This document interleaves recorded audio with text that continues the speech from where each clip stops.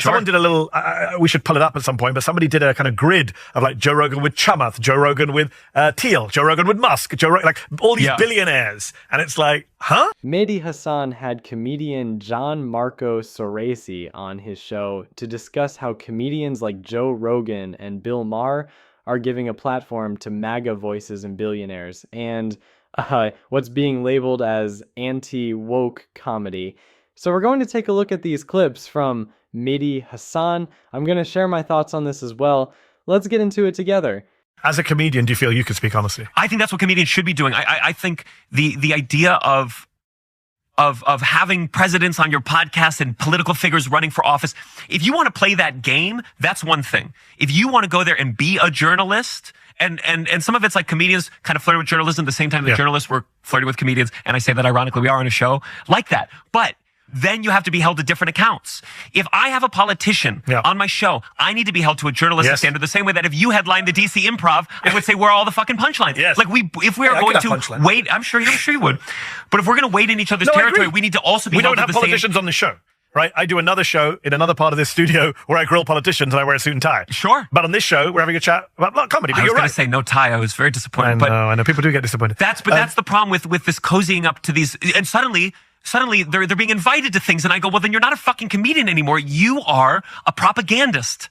And you are coming up with these people going to the inauguration. Comedians should be in the back. Joe Rogan was at the inauguration. Joe Rogan, Theo Von. But these are proudly independent media, independent broadcasters. Once you turn up at the inauguration of a president, whether Democratic or Republican, how independent are you? We all know, certainly, and you have to contend with this more than I do, but when you criticize someone publicly, it's harder if you know them. It's harder if you get dinner with them. It's harder if you text them sometimes. And I do not think comedians have the power, the strength to be cozying up, go to the events, drink the wine, hang out, party, go on the jet, and then be honest about their critiques. You've been very critical of what you call the anti-woke comedy movement. Who are they? Joe Rogan is certainly the face of it, but I think a shitload of comedian podcasts have been cozying up. Any comedian who has had and they also pretend to be apolitical, but they're basically platforming the right. Absolutely. And maybe they went into it. Some comedians got burnt by the woke move, by COVID, everyone being online, people getting in trouble for old jokes. Yeah, Me Too, certainly. And so some of them said, oh, here's a new haven for me. Here's a place where it's, But now that the thing that was like the rebellious group is the fucking president, you're not punk anymore. You're not cool anymore. That's the fucking principle. And you're like going out there, like talking about how cool the principle is and saying that he believes in free speech when he doesn't. That's where I go. You're no longer a comedian. You have to admit what you are is you work for the state in this particular instance. And that's not a comedian. The jester should occasionally, be scared, or politician should not want to be with a comedian.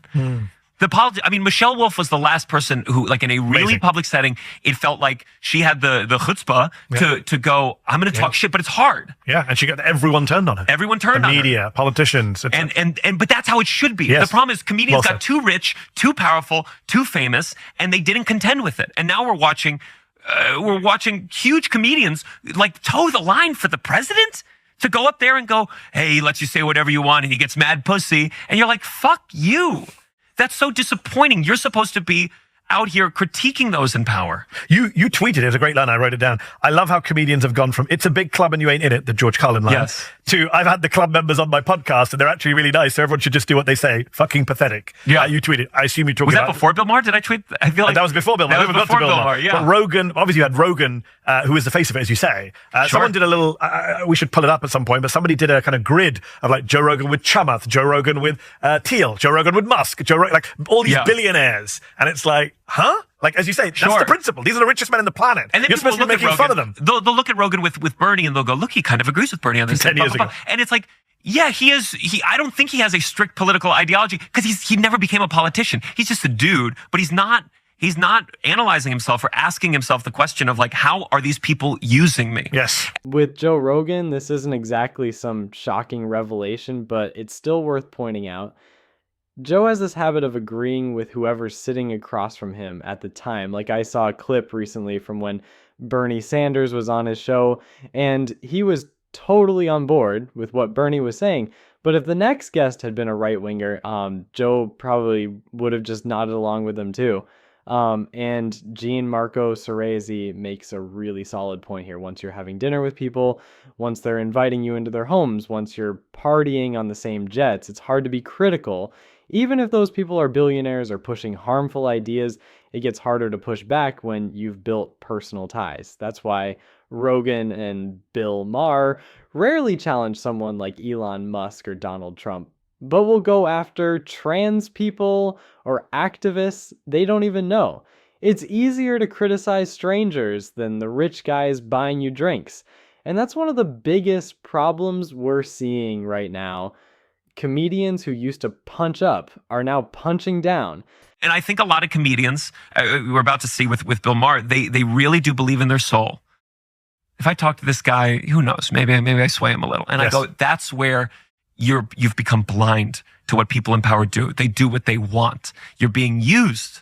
You're being used. And maybe you agree with them on some things. Like, at the end of the day, Bill Maher and Trump have a lot more in common than not. And that's part of the whole thing. So Bill Maher, just for context for people who aren't aware, who claims to be liberal, I laugh out loud as he says that, he had dinner with Donald Trump at Mar-a-Lago recently. Let's have a clip. Let's play a clip of Bill talking about how that dinner went. I told him I thought parts of his plan for Gaza were wacky, but that I had supported him in the idea that Gaza could be Dubai instead of hell. I told him he was wrong when he tweeted the night before that I was critical of all things Trump. Not true. Check the tapes. Moving Israel's embassy to Jerusalem, loved it.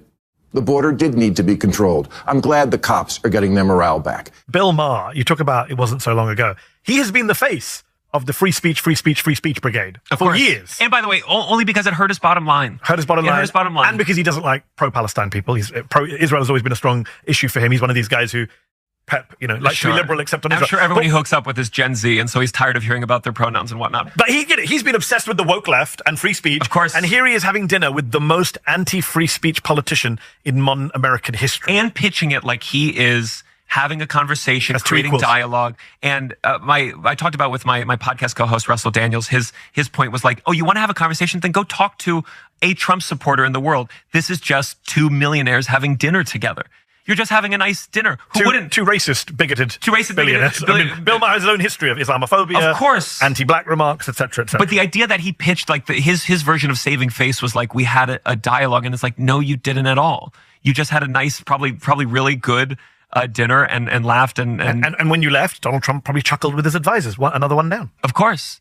And I just think people need to look at Bill Maher, talk about bullshit, and just go, okay, this is not a comedian anymore. This is kind of a pseudo-journalist who hides behind the face of comedy, where there's a lot of that these days, both sides, comedians kind of pretend to be journalists and vice versa, and go, based on his own, if you think Trump tried to overturn the election and thwart democracy, yes. If you think that and you purported that, why the fuck would you have dinner with him? And that not be the only thing. You should have walked in and be like, hey, what the fuck, from the get-go. Yeah. Not, hey, I kind of like that one thing you did. Didn't love it when you almost tried to destroy the basic tenet of America. Did he even bring up He didn't even mention it. Or Badr Khan Suri or Ramesh Asta, all these people. He's a free speech champion. Aren't these the biggest free speech cases of our time? Of course, this was the religious guy. This is the guy who went on and on about religion and suddenly is on his own show saying, well, Israel was promised to the Jews in the Bible. Ever heard of it? And you go, that's, again, true. Although you said that he was a comedian until he went to see Trump. I would argue he wasn't a comedian for a long time. He's not been funny for many years. Sure. I think Norm Macdonald says something like, is the least funniest person I've ever heard claim to be a comedian. Again, it's just like he uses comedy to disguise that it's just kind of a light political opinion show. And old school bigotry. And, a lot of people listen to him. That's what's shocking. I don't know how anyone likes that kind of smarminess. A lot of his audience nowadays are kind of right-wingers who say, even Bill Maher, he plays that role of even liberal Bill Maher. You'll see that Fox News Daily Mail headline everywhere. And he validates for a lot of quote-unquote centrists and conservatives. But my point is, what is liberal about him these days? Of course. But it's just that he has the memory of a goldfish. And he certainly does. And I'm sure he's smarter and manipulative in a way. But people have this memory of a goldfish where it's like, who cares if Trump is nice? Who cares if Trump gives you a free hotel room for a week? Who gives a shit? A really strong point Mehdi Hasan brings up is that Donald Trump might be the most anti-free speech president we've seen in recent history. I mean, during my lifetime, I can't think of anyone who's gone after the press harder. He literally called for NBC to be taken off the air just because Saturday Night Live made fun of him. he's also threatened to pull licenses from networks that criticize him. And Bill Maher, who always says he stands for free speech and against cancel culture, had dinner with Trump and didn't even mention any of that. Let's not forget, Trump once tried to sue Maher over a joke, but instead of calling him out, Maher gave him praise and laughed it up. The wildest part, these same guys, Joe Rogan, Bill Maher, complain nonstop about how you supposedly can't make jokes anymore, but they still do it. They still make those same jokes over and over on their shows and in their stand-up. No one's stopping them. They're not being silenced. They just don't like getting called out for what they say. So yeah, let me know what you think about what Mehdi Assassin had to say. Make sure to give me a like and subscribe, and I will see you in the next one.